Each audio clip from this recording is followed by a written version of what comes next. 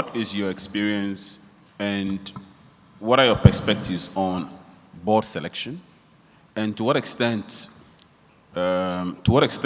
do variables such as balance on the board, diversity on the board, expertise on the board, to what extent do these in the selection process actually go to enhance corporate governance? Thank you very much. Let me begin by saying that today marks the 20th birthday of Institute of Directors, Ghana. On that advertisement note, you buy all of us a drink? Well, it is not an advertisement. But just to mention that indeed corporate governance is key, and the Institute of Directors is there to promote the culture of good corporate governance. Now, coming back to your question as to the role of selection and balance in the boardrooms, its impact on the output of the organizations, I think it is very important. And if you talk about the effective functioning of organization, it starts from the board. So if we get it wrong at that level, then it impacts on performance.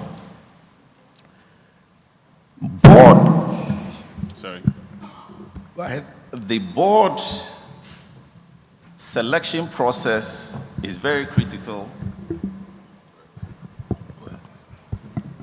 The board selection process is very critical to promote some outputs that are expected. One of them is ethical culture that Prof. and Madam has been talking about. If you do not get that selection process right, to promote ethical culture becomes challenged, because ethical culture is about ethical and effective leadership. And effective leadership is about the board balance. Do we have the appropriate competencies and skills in the boardroom? Are the people, do they have the varied experience? Are they knowledgeable as far as the organization's objectives are concerned? So if we get it wrong from there, then there is a problem as far as outputs are concerned. Here in this country, from both the public and private sector space, selection of board members at the political level is about political composition. Once you supported effectively during the electioneering campaign and all of that, you are short of a board position. And you realize that there's a disconnect between the input and outputs, because the people who are to make the decisions are not on top of the subject. And what is the outcome? The outcome is what we see today as a country. From our independence, if we compare Ghana to Rwanda, big difference. If you compare Ghana to Singapore, Malaysia, big difference. The reason is that we are not getting the selection right. And come to our private sector organizations, it's the same. People don't approach institutions like Institute of Directors, whose main business is about promoting good corporate governance, about putting together your boards. And so the selection process becomes families and friends. Cronyism. And what do we find?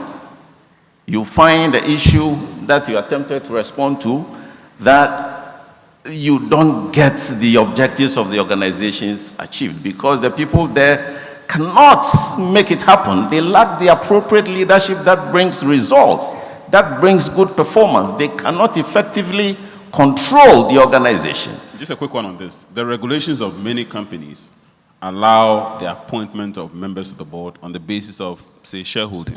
Yes. So you hold a certain number of shares, you appoint a member to the board. Yes.